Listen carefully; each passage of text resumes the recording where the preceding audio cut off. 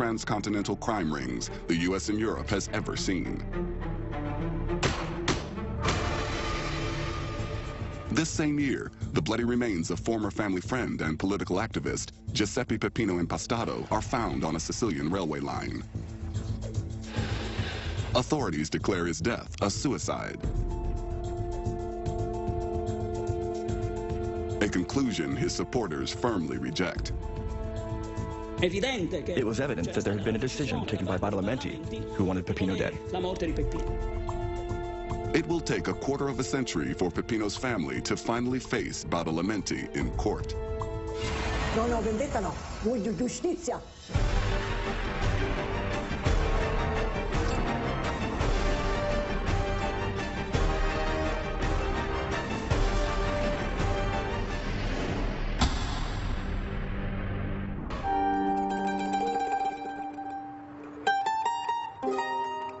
Peppino Impastato was born in the pretty coastal town of Cinisi in Sicily's northwest in 1948. Like many in Sicily at the time, his father Luigi has links to the local mafia.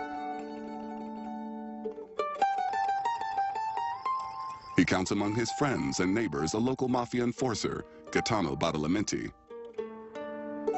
Both work for Peppino's uncle, the mafia boss, Cesare Manzella. He controlled the whole mafia. Our uncle, our grandfather, our father's brother, they were all mafia. For us, they were people we would deeply admire, who would protect us and make sure we had everything we needed. The young Peppino is particularly close to his uncle and grows up on the Manzella farm with his parents, Luigi and Felicia, and younger brother, Giovanni.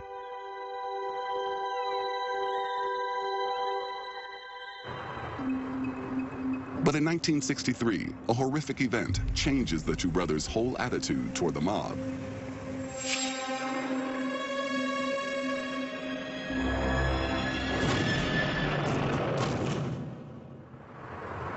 Their uncle Cesare is blown up by a car bomb.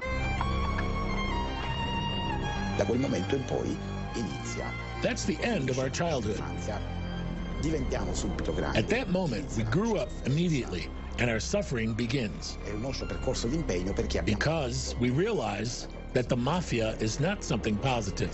Peppino said, if this is the mafia, for my whole life, I will fight it.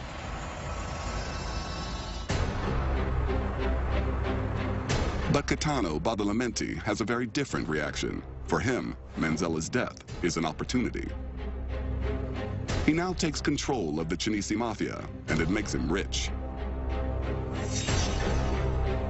His businesses start getting lucrative construction contracts from the local government, including the expansion of Palermo's airport, which helps his own growing drug trafficking business between Sicily and the U.S.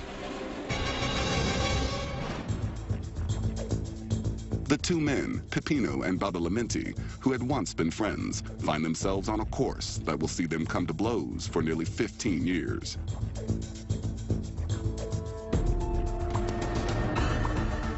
Because Peppino devotes himself to a whole host of anti-mafia causes. He founds an anti-mafia radio station. He runs an anti-mafia newspaper.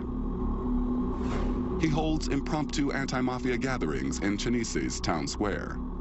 And the target of many of his attacks is his neighbor and former family friend, Gaetano Badalamenti. In his satirical radio broadcasts, Peppino ridicules him while accusing him of corruption and drug trafficking. In the 1960s, talking about the mafia was impossible. These people were untouchable. For many people, the mafia did not exist. And Peppino was making the first direct accusations. For Peppino's father, Luigi, a low-ranking member of the Cinisi Mafia, Peppino's behavior puts him in a difficult and dangerous position. In 1977, Luigi is walking home from work when he is hit by a car and killed in an apparent accident. Then, 8 months later,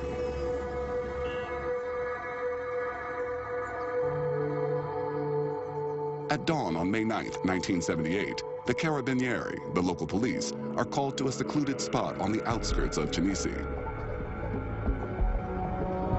A section of railway track has been blown apart. A man's bloody remains are scattered over a 300-meter area.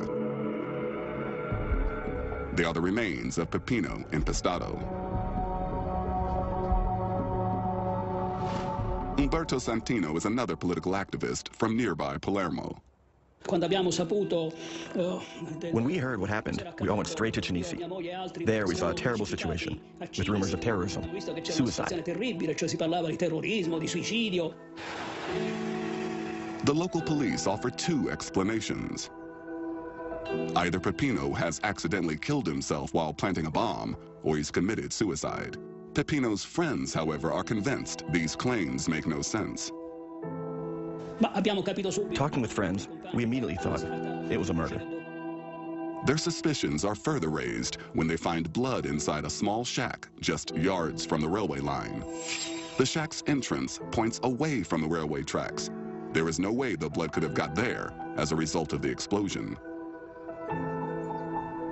So how did it get there?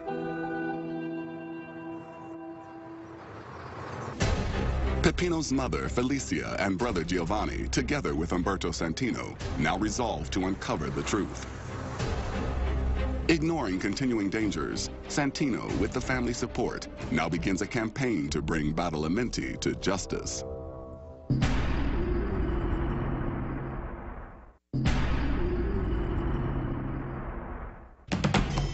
For the family of Sicilian anti-mafia activist Peppino Impastato, finding out what really happened to him on the night he died proves very difficult. If the mafia were responsible for Peppino's death, their plan had been very effective. The campaigners believe Peppino's history of political activism provided Badalamenti with the perfect scenario with which to stage his death. In the 1970s, Italy had suffered a wave of violence at the hand of hardline communist groups. He was meant to pass as a terrorist. It wasn't hard to confuse a left-wing militant with a terrorist. Family and friends believe that Badalamenti had used this political climate to make Peppino's death appear as if he had accidentally blown himself up while planting a terrorist bomb. The family is also convinced that the local police don't want to get to the bottom of what really happened. Let's say they did everything in their power to bury the truth. For 6 years, the family gets nowhere. Meanwhile, Badalamenti's operation continues to grow. He has become one of the key players of a multi-million-dollar heroin trafficking operation that imports heroin from the Middle East and distributes it across America through a chain of pizza parlors. But then, there's an unexpected breakthrough for Peppino's family. Badalamenti is tried and found guilty in a New York court for masterminding a 9-year-long, $1.65 billion drug ring known as the Pizza Connection. The 17-month trial of 22 Sicilian mafia men turns into a media circus. Badalamenti is the key player in the operation, distributing heroin and cocaine and coordinating a string of violent crimes. In 1987, the 63-year-old Badalamenti is sentenced to 45 years in a U.S. prison. Prompted by the spectacle of Badalamenti's trial in the U.S., Peppino's mother, Felicia, desperate to bring her son's killer to justice, decides to write a book. In it, she recalls an incident when her husband was summoned by Badalamenti. Luigi Impastato went to Badalamenti's house. Badalamenti said, "Look, we can't take any more of your son." We jumped on our chairs when we heard Peppino's mother say this, because there was proof. It was clear that there had been a decision taken by Badalamenti, who wanted Peppino dead. Felicia's recollection is clearly significant. But there's still a long way to go to corroborate it.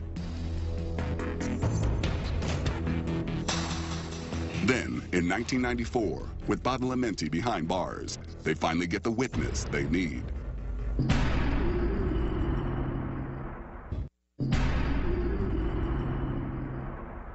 Decades Decades after Peppino and Pestado's remains were found on a Sicilian railroad track, finally there's a stunning development. A member of the Cinisi Mafia, Salvatore Palazzolo, has turned police informant. He claims to have information from a relation and Badalamenti's right-hand man, Vito Palazzolo, about Peppino's death. The family asks police to confront him. We made a statement, had it signed by the mother, and we asked the prosecutor to be able to question this Salvatore Palazzolo, because he knew something about the Impastato crime, and he said, it was us. This is the evidence they are looking for. Badalamenti, it seems, really had given an order to kill Peppino. In 1996, nearly 20 years after Peppino's death, a dossier detailing the role of Gaetano Badalamenti in the death of the young activist is presented to the Italian courts. Eventually, the case is reopened. At last, the family can seek justice. Now an elderly woman, Felicia invites television cameras into her home. I don't want vengeance. I want justice. Vengeance is bad. I want justice. I want these people punished.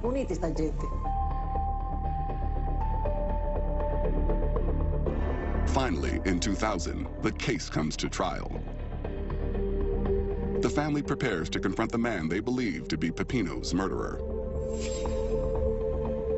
Inside the court of Palermo, a 77-year-old Gaetano Badalamenti appears from Fairton Prison, New Jersey.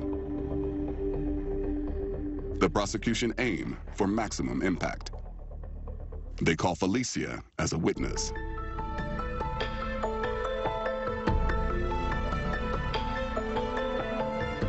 Felicia takes the stand and identifies the murderer of her son.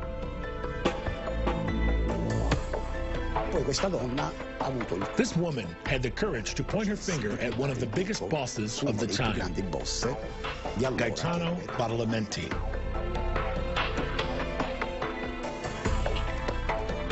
The court is told that in the days leading up to his death, Peppino had been standing as a candidate in the local elections on an anti-mafia ticket. If Peppino had won the election, it would have given him the means to curb Badalamenti's illicit activities. The prosecution then explains what they think really happened to Peppino. On the night of May 8, 1978, Peppino had been followed on his drive home after his shift at his radio station, Radio Out. Just a few miles from home, Peppino was pulled from his car and taken to the stone shack, close to the railway line. He was then violently beaten with stones.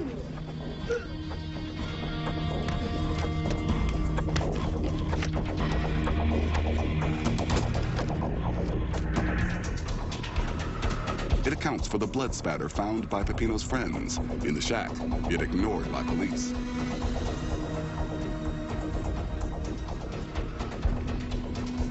Peppino was then dragged, either semi-conscious or unconscious, to the deserted railway line and laid across the tracks on top of 5 kilograms of TNT, an explosive often used by Badalamenti's construction companies. The charge was then detonated. Crucially, the court hears that a forensic examination of a stone collected from the shack by one of Peppino's friends on the morning after his death is covered in blood, which is an exact match with Peppino's. Finally, the prosecution rests. With Badalamenti looking on, his legal counsel gears up to present what some consider the classic mafia defense strategy.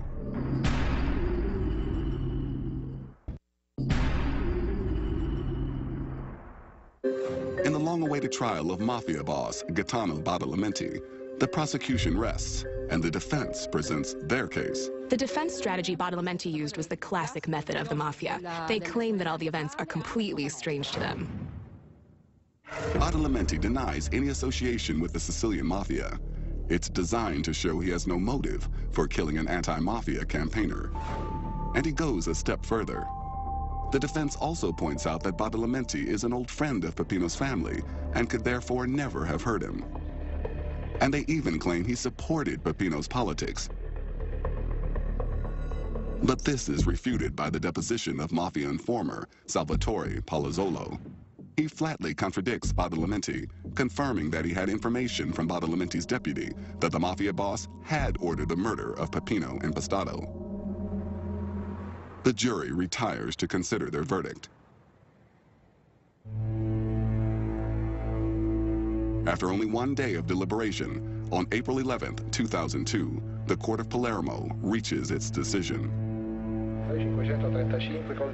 Gaetano Badalamenti is finally found guilty of the murder of Peppino Impastato. But for the family, there are more mixed feelings. I heard some expressions of relief coming from the courtroom. We have never felt revenge or hate. Our aim was getting to the truth. Badalamenti is given a life sentence. He dies in prison 2 years later in 2004 at the age of 80.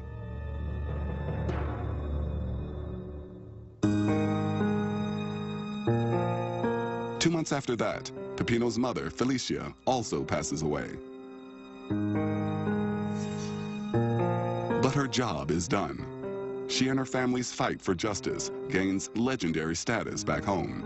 I think they achieved something of great value, something immensely difficult. They had to fight against the entire community of Cinisi and the Mafia community. I believe this is a great story of Sicilian pride and dignity. The story of the Impastato family has become part of Sicilian folklore. It has come to represent the wider fight of ordinary people against the Mafia. Peppino has become a true hero, a man who was born into the Mafia family, but chose to walk another path. Peppino made the right choices. His choices were that of civility, democracy. There aren't other cases of people who radically fought against the Mafia, losing their lives, and that came from a Mafia family. His radical way of attacking the Mafia, but also the intelligent way he went about it. In the days following his death, the doors of the Impastato home were thrown open to the anti-Mafia movement. Today, they remain open as a permanent